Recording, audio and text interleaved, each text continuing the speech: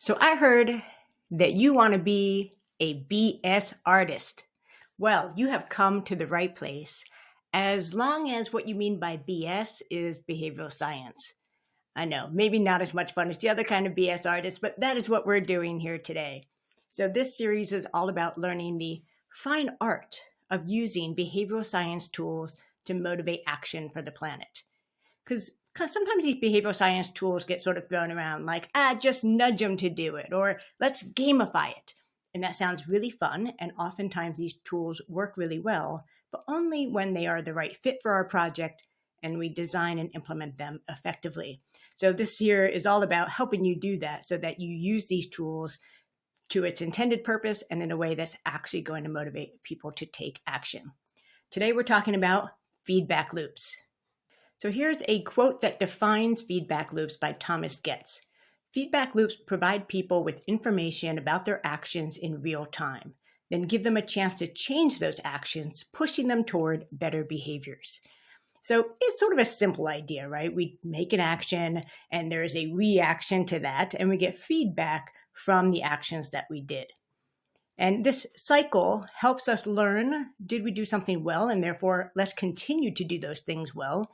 Did we do them okay, and therefore let's try to do them even better? Or did we kind of F it up and maybe we should pivot and do something a little bit differently next time we do that? There's a lot of natural occurring feedback loops that happen in our lives. Let's say we leave our laundry in the washing machine and forget to put it in the dryer, and then it starts to smell funky even after we dried them. Maybe we drink coffee too late in the day and we have a crappy night of sleep. So that feedback that we get from those behaviors that we did or those actions we took tell us maybe we need to be doing these things a little bit differently next time, like set a timer for the washing machine so you don't forget about it, or set a deadline for coffee so that you don't have it too late in the day. I do that for myself.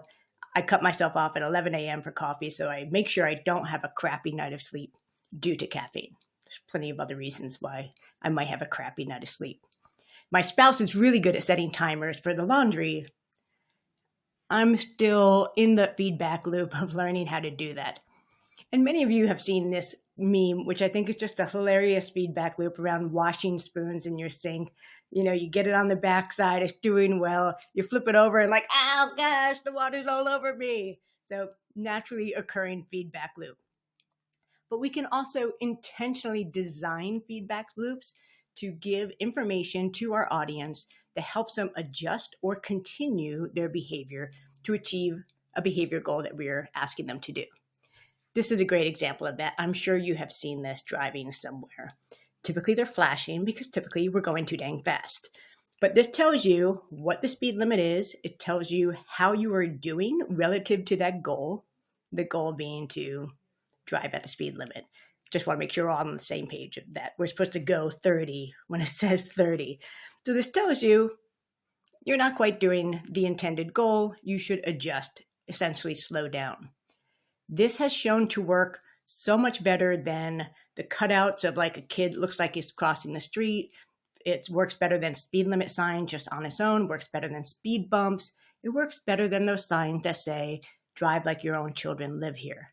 This is the only one that is providing real-time input on how we are doing compared to the goal and helps us adjust immediately.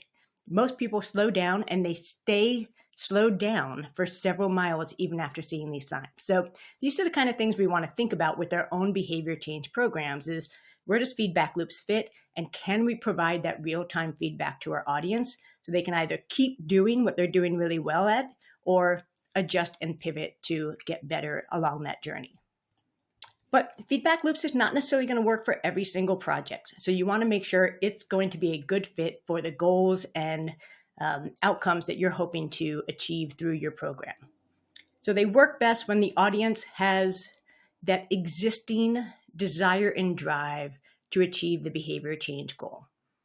So we're not yet at the stage where we're trying to generate excitement, enthusiasm to get that behavior change goal. This is for your audience that's already in it. They already signed up for a program. They've already expressed a desire to reduce their carbon footprint or reduce the amount of food waste they use at home.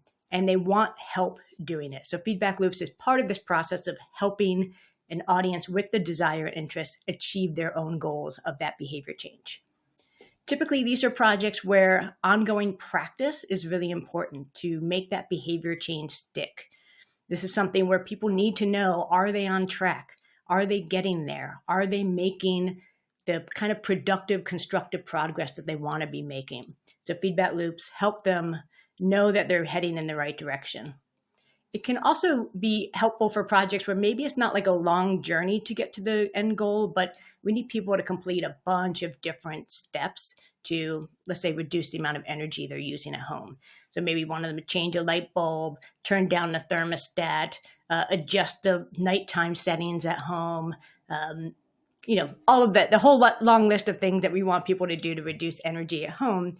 We can also use feedback loops, say, okay, hey, you got this one done. Time to move on to the next one. Or you got it done partway. How about we help get you all the way through it? So that's really the types of situations we're looking at where feedback loops make a good fit. Let's sprinkle in a dash of psychology, behavioral psychology here for why feedback loops even work to begin with. Well, first, it reduces uncertainty.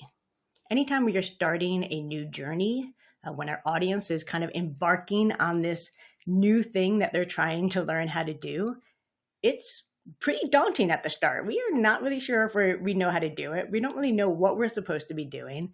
And therefore, we're kind of a little bit lost in the dark. Using feedback loops really helps reduce that uncertainty and let the audience know you're in the right place, you're making the right kind of progress, let's keep going. It also builds that sense of self-efficacy, that sense of, I do have the skills and capability to achieve this goal, to make progress towards this goal. Because sometimes that uncertainty can feed into doubt. I'm not sure I can do this. I'm not sure I have it in me. Feedback loops, especially when they're positive and constructive, really encourages the audience to keep going. When we use things like badges and milestone markers and other kinds of fun forms of feedback, it provides that inner sort of warmth and glow, which is, an intrinsic benefits of like, oh, I feel so good about the fact that I'm making progress, that I hit this milestone, and that prompts the motivation to keep going. It also taps into the goal gradient effect. And this is another behavioral bias that states that as we get closer to a goal, we actually tend to speed up our momentum to achieve that goal. I had this recently. I was reading a book on my Kindle app, and I saw that I was 92% of the way done with the book. It was already a little bit late at night. I should have been asleep. But the fact that I was that close to the goal kind of prompted me and motivated me to keep reading and read faster because I'm almost there. And I did that, and I stayed up too late, which different feedback loop means I'm going to have a crappy the next day. So I'm learning how to balance these different feedback loops. But goal gradient effect can get sort of prompted through feedback loops when we say, you only have 2 more actions to go. Let's get it done. If you feel like feedback loops is a good fit for your project, something that you and the team are ready to implement, here's what you need to get started. So make sure you have these pieces in place before you start kind of implementing feedback loops. First, you want to have that clear end goal for what the audience can achieve through the program. Is it the fact that they can achieve 30% less food waste in their house because now they're on a process of reducing food waste through meal planning and composting and so on? Is it a reduction in the cost of your electricity bills because you're adopting an energy reduction program? What is it that they will achieve by the end of this journey? And speaking of journeys, you want to know what the steps are that the audience should take to achieve that journey. We can't really do feedback loops if we're not sure what the process looks like. What are those moments, those actions that people should take, and how do we give them feedback in that to keep them going? So have that clear, mapped out user journey, consumer journey, behavior journey, whatever term you want to use for that. Now, most importantly for feedback loops is really these last 2 pieces. So we want to have a method for collecting that progress. So knowing what our audience is doing and when, and how they did in that step of the journey. And then a way to feedback that to them basically in real time. So ideally, these things are automated with technology. You have something built in that says your audience just did this. This is how well they did based on whatever criteria we created, and we fed that back to them either in an app, in an email, some other way. So doing this in an analog way is probably not going to work to your advantage. So make sure you have the technological capabilities to actually implement this part. Let's get into the design part. So this is really the heart of it all is, okay, we know what it is and why it works. We've got our pieces together so that we can start to run this. How do we design it and design it effectively? So ideally, you are starting with the baseline. So the audience has a clear end goal that they want to achieve, but like, where are they at now? This is also an opportunity to provide positive, constructive feedback and really give them some early wins based on what they've already done. So in this example, this could be a checklist. What have you already done in your house that might be reducing the amount of electricity you're using? Great, you've already switched out your light bulbs? Nice. Or you switched out half of your light bulbs? Great. Step one is going to be, let's complete this process. So it gives you a starting place where you can give feedback and keep them going. Now, if you do have a project where your audience is basically all starting at square one, so there's probably nothing they've done yet, then you can use the endowed progress effect, which I have written a blog on this. Check it out at the site, brooktully.com/articles to get to the blog. The endowed progress effect is where you kind of give your audience a bonus start along a series of steps towards an end goal. So they feel like they already have like a head start. And that's what this looks like. So you have 10 steps. Go ahead and give the audience the first two. Said, you got these because you signed up and you filled out your profile. You are already on your way. You've already done 2 out of the 10 steps. Keep going. So it's a great way to start with the baseline and sort of orient your audience in terms of where they're at now and where they need to go next. You want to give a lot of feedback early on in the journey. This is really where that uncertainty kicks in, right? We just started and we're like, gosh, what is this? Am I up for this? That's going to be probably the biggest uncertainty and doubt that comes in now. Am I really up for this? Anytime you've maybe downloaded an app, maybe a Noom, Duolingo, Fitbit, like there is that thing that sets in saying, I was excited and I'm still kind of excited, but now all those creeping thoughts are coming in saying, do I have time for this? Can I do this? Am I up for this? So this is why early feedback is so important. It says, you're here, you're in the right place, you're already doing a great job. You can do this. Let's keep going. So you want to have that timely feedback early on and maybe give them some kind of surprise bonus wins that they weren't even expecting. Something like, hey, you've been here 2 weeks. If you like this, invite a friend. You get a new sparkly tree if you do that. Oh, wow. That's not even on my journey. It's not even on the progress map, but it's something I can do. It's easy. Get that intrinsic benefit. And I desire to keep moving forward. So a lot of feedback early in the journey. We also want to give good feedback. Not all feedback is created equal. Some feedback really prompts us to keep going, and some of it just is kind of meh and doesn't do very much. My Peloton app, which I've been using for like a year or two, gives me that high five, well done, every single time. Okay, I appreciate it, but like, it's not feeling like good feedback. It feels like it could be switched up a little bit more. So good feedback means it's clear, specific, and actionable. It increases that sense of confidence and self-efficacy, right? Again, it says, you're doing great. Here's how to keep doing great. Or here's how maybe you need to adjust and try again. Don't let this sort of minor setback mean that you abandon cart completely. Keep trying. Here's how to adjust. I love this example from the recycling partnership, something that hangs on your recycling bin saying, hey, we couldn't take your trash this time because you had some plastic bags in there. No worries. People make mistakes, right? So there's no shaming happening here. Saying, we get it. We'll pick it up next time if you just make these adjustments. That's great for giving good feedback. If possible, and if relevant for your project, it won't be relevant for everyone's projects. You want to explore how you can give collective feedback. So show how that one individual person's actions or progress is adding up to something even bigger. This can be really helpful for kind of climate and environmental programs. EcoChallenge.org does a great job of this. So I can be sitting here saying, well, who cares if I change my light bulbs? It doesn't make a difference. but it does if you are part of thousands of others who are also doing this. And that's the amount of energy savings we're having nationally or globally. So this is like next level for technology. You have to be able to not only collect individual outputs, but also what collectively is happening. If you don't have this, maybe don't force it. But if you can do this, you do have the capability. It's a great reinforcement tool for your audience. And you're going to find these parts of the journey where, maybe it's becoming a little bit of a slog, right? Like people have been doing this for a while, like I said, with the Peloton app that well done. All right, give me something new. So you want to up the ante with some motivational boost during times when the audience has been in the program for a while, or they're hitting these sort of stretches of kind of challenging behaviors where regression is likely to happen or people are likely to give up and quit, frankly. So here are some of the motivational boosts that you can consider adding to your feedback loop program. Milestones and achievements. These are always great. I'm going to come back to Peloton, right? They have 25 rides, 50 rides, 100 rides. Like these are milestones and achievements that I can aim for.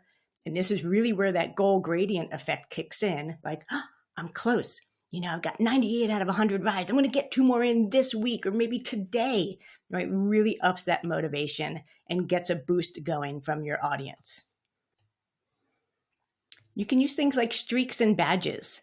My New York Times games, especially Connections, they might do it for Wordle. I don't play Wordle, but they tell you, okay, this is how many days in a row you've been playing. This is the previous longest streak you have. See if you can beat that streak, right? And somehow streaks motivate us. I don't know why. It's like, I've been doing this for 3 days. Let me get in the 4th. Great for the program because they have people coming back in consistently day after day. Similarly, badges.